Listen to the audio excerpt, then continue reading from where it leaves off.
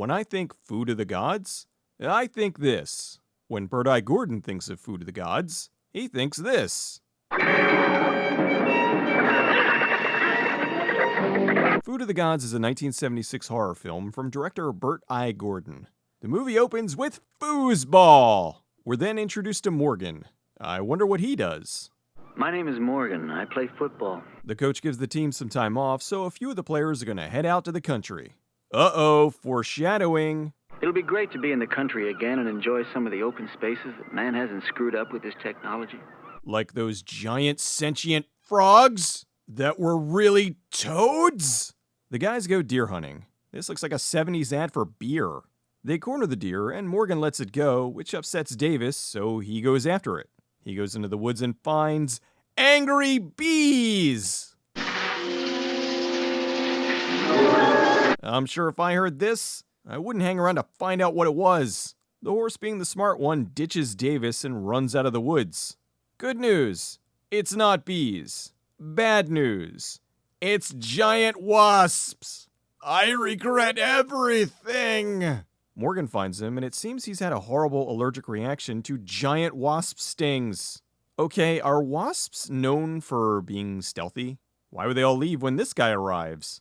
Morgan goes for help, and this is a giant cock. He kills the rooster, and the chickens just stand around clucking. Chicken gave me a bad coupon. He goes outside and yells at the lady in the house. Look, my name is Morgan. I need a telephone. I need to call Colonel Sanders. The woman shows Morgan what she's been feeding the chickens. FOTG, huh? Subtle. She explains this is a magic food sent by the Lord because they pray regularly. She tells him her husband went to the city to try to sell this food, and this is just a cavalcade of bad ideas. I'm pretty sure they just glued this wasp to the jar. The guys cart Davis's body back to the mainland. So what I want to know is, how does a guy with all that luck have this happen to him? Sooner or later, he was just bound to be stung to death by giant wasps. Seems no one cares, the Jeep's loaded with a corpse. The old lady's starting to think that maybe she should be more careful with her food that makes things huge. Oops, she's responsible for giant maggots. Mr. Skinner's headed back to the farm when he gets a flat. He then reacts the way that any of us would. Giant rodents! Save me. Ha! I am your god now. This man being eaten alive by giant rodents is a reminder that in the 1970s, PG didn't mess around. Sometime later, Morgan's talking to Brian. He tells him Davis's cause of death is being ruled as stung by 250 wasps. Wouldn't his body have giant puncture wounds? They decide the dumbest thing to do is to go back to the island. Jack and his assistant pass by Skinner's car, and they don't seem to care it's bloody and covered in body parts. They also ignore the pregnant lady in the stuck RV. So who told you to be one? You're a bastard. Did you know that? Matter of fact, I did.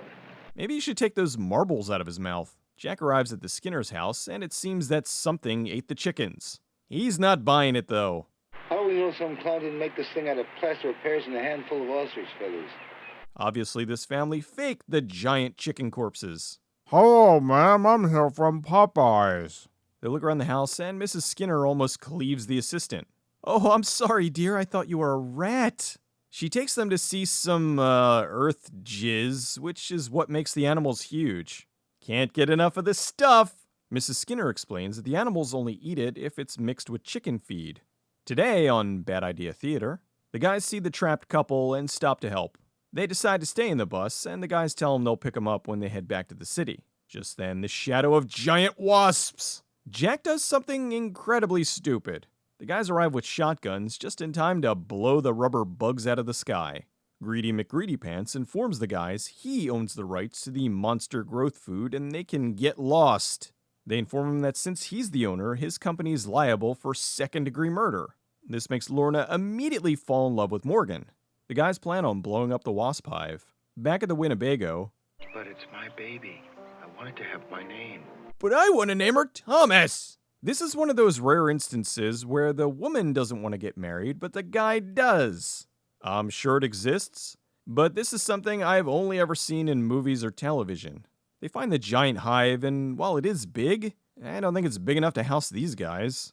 After seeing it, they figure they're going to need some more explosives, and perhaps a bazooka filled with Raid. The guys load the hive with explosives and kaboom! Yeah, we did it! Hey, why is it night over here and day over here? Mrs. Skinner comes to get the guys. Seems Lorna fell in a foam latex rat hole. Morgan goes to save her. Jack's a jerk, but this is a relevant question. Is there anything you didn't feed the food to, Mrs. Skinner? Brian stupidly causes the whole thing to cave in. So now Lorna, Morgan, and a shotgun have to fight their way through an army of rats the size of horses. Okay, maybe not the size of horses.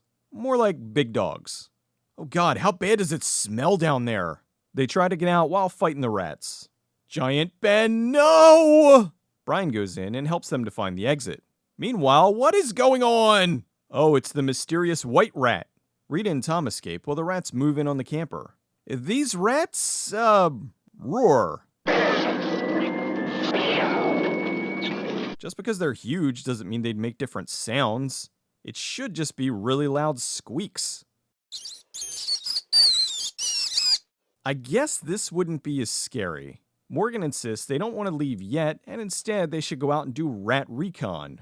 All right, just tell me one thing, okay? What the hell are we going out there for? Because there's still a half an hour left in the movie, duh! They get to the camper and see the couple wasn't exaggerating. Okay, now what? Lorna tells Jack that Rita's sick, but he only cares about white gold. You know what this food is worth? Enough millions you can use $100 bills for toilet paper. You can flush it down the toilet without even counting it. I'm telling you, you can poop all over $100 bills. Okay, Jack, we get it. On the way back, Morgan stops to put up the gate, because that's gonna stop an army of giant rats. He's got a plan. He's gonna lead them all to the lake where they'll drown. What? Can we get a new hero? Rita's getting ready to have the baby. Of course, in a movie or TV show, if a pregnant woman is trapped in an elevator or surrounded by giant rats, she'll go into labor. They electrify the fence, and here come the rats. It seems to have slowed them down for now, at least until the gas runs out. They go to check, and indeed, the giant rats can't swim. They go back to find the rats knocked over the generator. The duo has been outsmarted by rats. Poor Brian is getting the worst of it.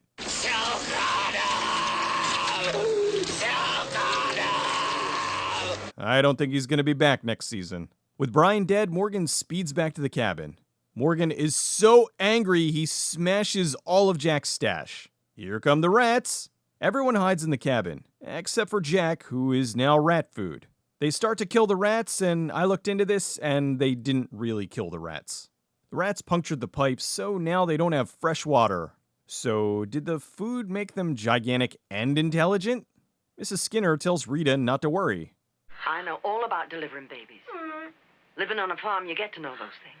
Okay, so the mother will lay in a nest and cluck when she delivers her egg. Then, Morgan puts Lorna on shotgun duty. Boom! Sorry! He then starts building pipe bombs. Ha! Might try to throw out my anarchist cookbook. Well, who's laughing now? Just then, hello! Lorna's so upset she makes Morgan an offer he can't refuse. I want you to make love to me. Or maybe he can. Listen, the first thing we'll do when we get back to the mainland is continue this conversation, okay?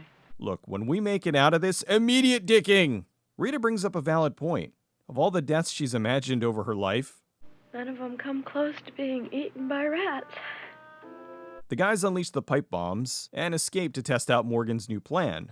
The rats try their hardest to get into this picture of the house. One of the rats gets in and eats Mrs. Skinner. Remember, this is PG. The rats start to break into the rest of the house. Excuse me, ma'am. Can I talk to you about our Lord and Savior, the Great Horned Rat? Morgan remembered there was a dam and he's gonna blow it up and drown all the rats. Here comes the fake water. Rita gives birth at the worst possible time. The guys arrive back at the house and fight off the rats. They go upstairs and the water washes away most of the rats. They try to get on the model home, but drown. The only survivor is the leader, the white rat. Morgan goes to shoot it, but he's out of ammo. So he beats up a rat puppet. After the water recedes, they make a big rat pile for barbecuing. Lorna dumps the last of the food of the gods. Oh no! That stuff has regenerative properties. You've just created zombie rats! Morgan torches the bodies.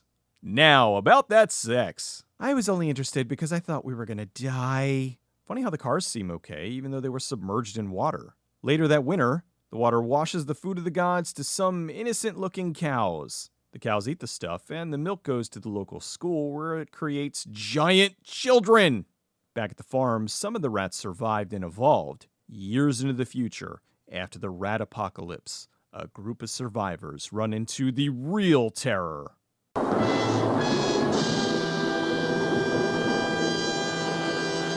Food of the Gods was the first of the H.G. Wells adaptations by American International Pictures, or AIP.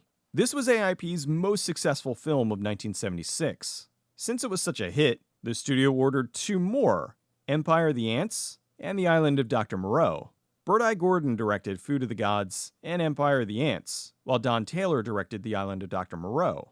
Food of the Gods was very, very loosely based on the H.G. Wells novel The Food of the Gods and how it came to Earth. In the novel, the animals getting big was just a part of the story. Food of the Gods was actually the second adaptation of the story from Bert I. Gordon. The first was Village of the Giants in 1965 with Ron Howard and Beau Bridges. That was more of a teensploitation comedy as opposed to the straight-up horror of Food of the Gods. Initially, I thought they shot the rats, but upon further inspection and looking into it more, it turns out they hit them with a high-velocity squirt of fake blood, which stunned them rather than killed them. Although it seems they did let some of the rats drown, which is incredibly uncool. Roger Ebert and most other critics trashed the film, calling it a stunningly ridiculous mixture of science fiction and horror film cliches. Even still, the film was nominated for Best Horror Film in the 1976 Saturn Awards. In 1989, Gnaw, Food of the Gods 2 was released and had even less to do with the source material, although it's a really fun movie. Bert I. Gordon's love of movies started back when his aunt gave him a camera for his 13th birthday. He made numerous films over the years, many of which became favorites on Mystery Science Theater 3000. Films like War of the Colossal Beast, Earth vs. the Spider, Tormented, and my personal favorite, Beginning of the End. Food of the Gods isn't the best monster movie. It's not even in the top 10 best giant animal movies. It is, however, a good time. The movie doesn't fool around, and they get right into it, with the guy getting stung to death by giant wasps less than 10 minutes into the film. Some of the effects aren't the best, but the rat heads I thought were pretty impressive for the time. This is one of those movies I wouldn't mind if they remade. Do a mixture of practical effects and CG like Jurassic Park, and it could end up being something special. Or it could end up like Tsunami.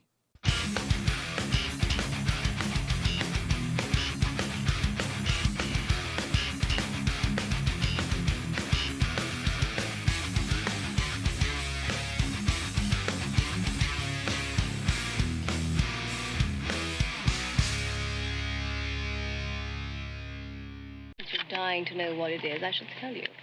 I keep the bacteria growth within an acceptable tolerance. How interesting.